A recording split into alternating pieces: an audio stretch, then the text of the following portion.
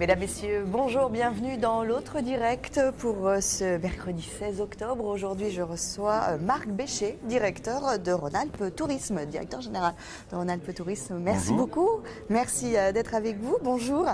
Alors, vous allez nous expliquer, vous êtes là pour nous parler d'une plateforme vidéo qui a été mise en place là, au début, à la rentrée, là, cette rentrée, qui est disponible sur Internet, www.rhônealpetv.fr. C'est une plateforme originale. Qu'est-ce qu'on y retrouve déjà à l'intérieur en termes de contenu?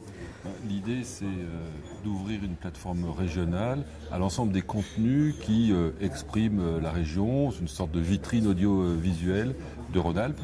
Alors, on retrouve un petit peu tous les contenus disponibles, c'est-à-dire à la fois des clips, bien sûr, mais des documentaires, des interviews, des magazines, des longs métrages. Oui, il y a des films, effectivement. Oui, bien sûr, des longs métrages. En revanche, il faut payer pour les films. Alors, bien sûr, pas... les longs métrages qui sont la plupart du temps issus du catalogue de Rhône-Alpes Cinéma, qui coproduit des films tournés dans la région.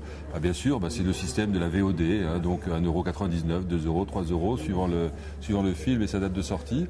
On a accès à ces films directement, mais on a aussi des images d'archives et on a un partenariat avec l'INA qui nous permet de faire remonter toutes les images qui finalement valorise l'histoire de la région.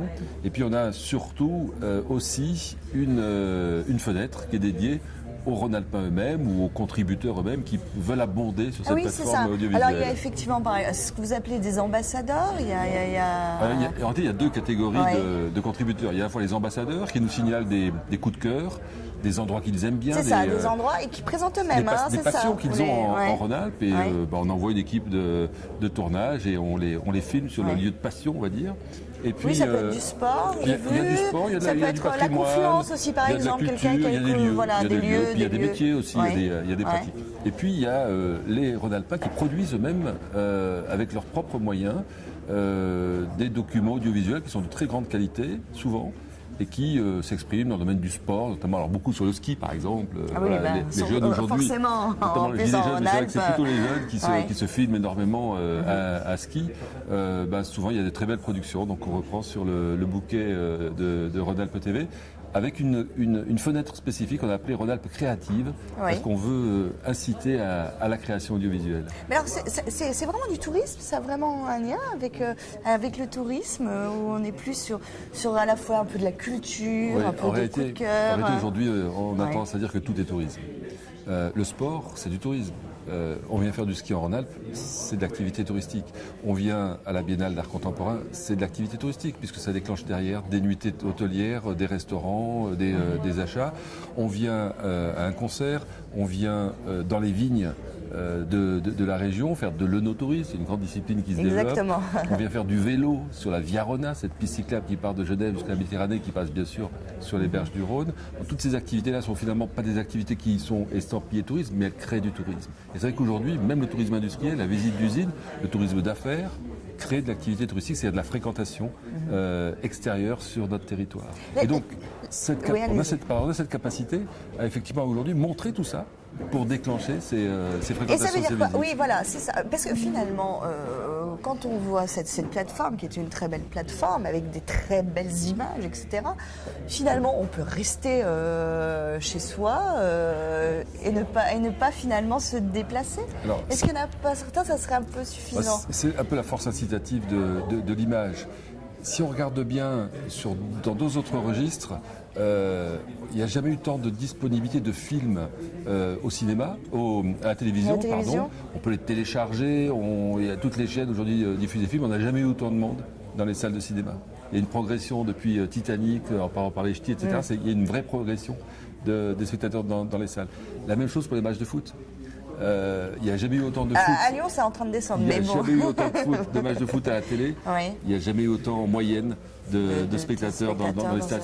Il y a une force incitative et puis il y a une force d'apprentissage. C'est-à-dire que souvent, il y a des lieux touristiques qui ne sont pas connus, dont on n'imagine même pas l'existence, dont on n'imagine pas l'intérêt. Et un film un documentaire, un petit documentaire de 2-3 minutes permet effectivement de déclencher une visite. Vous trouvez que finalement, en Rhône-Alpes, la progression, elle est pas très, en termes de tourisme, elle n'est pas très forte, notamment entre 2011 et 2012. On est déjà une très grande région touristique. Plus de 150 millions de nuitées, c'est énorme. C'est 2 fois le Maroc, par exemple. Si on compare avec un autre pays touristique, c'est plus important que la Suisse. Donc on ne peut pas faire des progressions de 10% par an.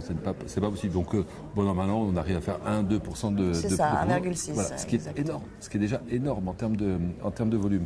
Et surtout, il y a des progressions qui sont en termes de qualité, en termes de répartition dans le temps. C'est ce qui m'intéresse le plus. Comment on fait justement quand on est une région comme Rhône-Alpes pour essayer d'avancer sur le tourisme? Là, cette plateforme web est une façon de faire un peu autrement? Ce qui est intéressant pour cette plateforme, c'est qu'elle est démultipliée aujourd'hui. C'est-à-dire qu'à la fois, Rhône-Alpes, effectivement, propose ses images, propose ses documents, mais propose aussi sa plateforme en duplication à tous les territoires qui composent Rhône-Alpes. C'est-à-dire qu'aujourd'hui, Savoie-Mont-Blanc, par exemple, les deux départements de la Savoie et de la Haute-Savoie reprennent cette plateforme, abondent en termes de contenu et bien sûr amènent également leur audience. Et c'est cette démultiplication d'audience qui permet aujourd'hui d'avoir une plateforme qui effectivement s'exprime très fortement sur à la fois le territoire rhône-alpin, mais surtout à l'extérieur. Et on a notamment une chaîne qui est dédiée à l'étranger, à l'international, qui s'appelle Rhône-Alpes Discovery, et qui est une chaîne en langue étrangère. Donc il y a notamment des journalistes, beaucoup de journalistes étrangers qui viennent en Rhône-Alpes et qui nous confient ensuite leurs reportages. Donc il y a des reportages en allemand, en hollandais, beaucoup en anglais bien sûr, en américain, qui permet effectivement de montrer comment les journalistes étrangers voient notre région. C'est une force incitative plutôt intéressante pour le secteur étranger. Surtout qu'il y a aussi l'interactivité, on peut partager ces vidéos aussi. Alors, il y a cette fonction-là. C'est le modèle qu'on appelle aujourd'hui la social TV, c'est-à-dire la télévision associée aux médias sociaux. Il fallait faire quand même comme YouTube ou Dailymotion, il fallait au moins proposer ça. Il fallait au moins proposer ça, mais on va un petit peu au-delà puisque on souhaite aussi que non seulement on puisse directement pas aimer le reportage qui est proposé, le commenter et donc retrouver ce commentaire sur son propre profil Facebook, donc avec l'effet de partage que l'on connaît, mais surtout qu'on puisse directement, par rapport à un thème donné, contribuer avec ses propres productions. Donc ça, c'est le principe aussi de Dailymotion et Facebook, d'abord, qui à l'origine sont nés quasiment en même temps que la première version de Rhône-Alpes TV, puisque Rhône-Alpes TV est écrit en 2006. Et, vous avez été précurseur là aussi. Juste suiveur, on va dire, parce que YouTube et Dailymotion sont arrivés en 2005. Vous voyez, c'était finalement il n'y a pas très longtemps. Et donc on permet de contribuer, c'est-à-dire qu'on permet aussi d'abonder sur un sujet, dans le domaine de l'agriculture, par exemple, ou de l'agroalimentaire, des produits locaux dans le domaine de la culture. Si on a un objet à proposer, on participe à la conversation. Et ça, c'est vrai que c'est quelque chose d'important pour nous. Là, ça vient de se mettre en place. Vous êtes déjà satisfait de ces premières audiences, premiers chiffres, quand on voit il y a 300 vues, 100 vues, etc.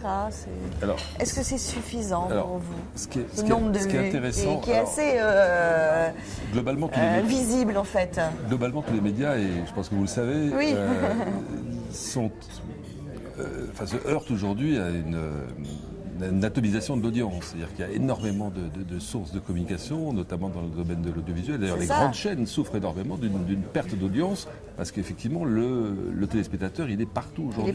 Il compose finalement lui-même sa propre chaîne, ses propres programmes.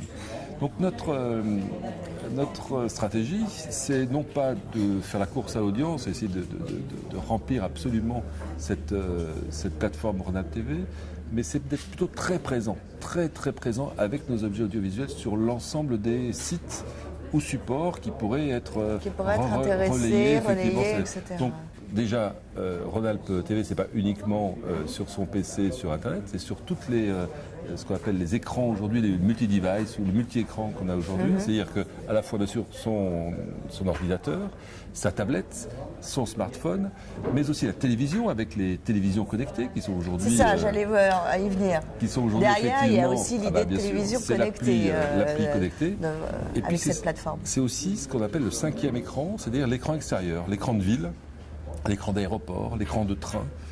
Nos programmes sont prévus pour aller sur ces écrans extérieurs. C'est-à-dire que demain, une collectivité, la Chambre de commerce par exemple, la SNCF, on est partenaire de l'aéroport de Saint-Exupéry. Nos programmes aujourd'hui sont sur les écrans de Saint-Exupéry.